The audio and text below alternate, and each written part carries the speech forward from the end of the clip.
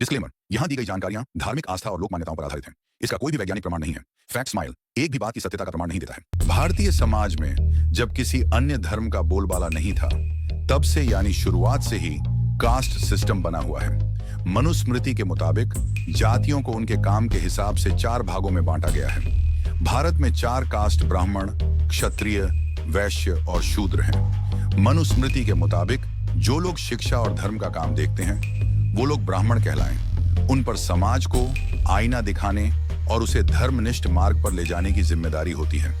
इन्हें सर्वश्रेष्ठ मानव माना जाता है। मनुस्मृति के मुताबिक जो लोग ब्रह्मा जी की भुजाओं से अवतरित हुए, जिन पर शासन प्रशासन की जिम्मेदारी होती है, जिन पर समाज देश की रक्षा की जिम्मेदारी होती है, जो अपना बलिदान दे प्रजा की रक्षा करते हैं, वो क्षत्रिय हैं। ब्राह्मण और क्षत्रिय के बाद कर्म के हिसाब से तीसरा वर्ग वैश्यों का है, जिनका मुख्य काम समाज को जोड़े रखना है। वैश्य वर्ग में किसान, व्यापारी आते हैं। माना जाता है कि ये वर्ग ब्रह्मा की जांग से अवतरित हुआ, जो समाज को गतिमान बनाए रखता है। लगभग 3000 सालों से चली आ रही वर्ण व्यवस्था में चौथा स्थान शूद्रों का है, जो अधिकतर मजबूत वर्ग का है। ये वर्ग अपनी मेहनत के दम पर बाकियों की सेवा करता है और उचित पारिश्रमिक प्राप्त कर अपना गुजारा करता है।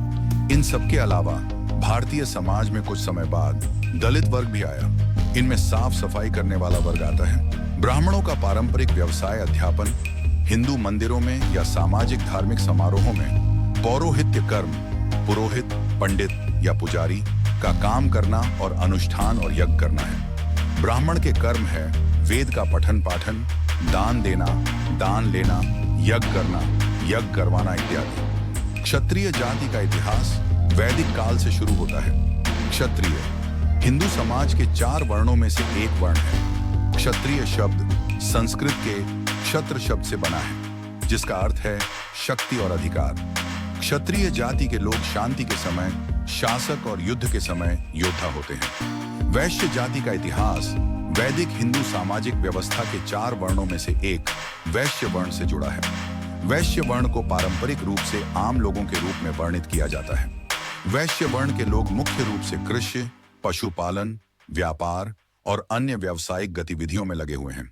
शूद्र जाति हिंदू वर्ण व्यवस्था के 4 वर्णों में से एक है। शूद्र जाति के लोगों के बारे में कई मतभेद हैं। शूद्र जाति के इतिहास के बारे में कुछ बातें। शूद्र जाति को व्यवस्था में सबसे निचला माना जाता था। शूद्र के इतिहास से जुड़ी कुछ खास बातें। शूद्र जाति के लोगों को अछूत भी कहा जाता है। शूद्र जाति के लोगों को समाज में बहुत नीची नजर से देखा जाता था। शूद्र जाति के लोगों को समाज द्वारा सबसे अशुद्ध काम दिए जाते थे। शूद्र जाति के लोगों को गृहस्थाश्रम के अलावा किसी और आश्रम में जाने की अनुमति नहीं थी। शूद्र जाति के लोगों को अमानवीय माना जाता रहा है। शूद्र जाति के लोगों को सामाजिक निकृष्टता का द्योतक माना जाता था।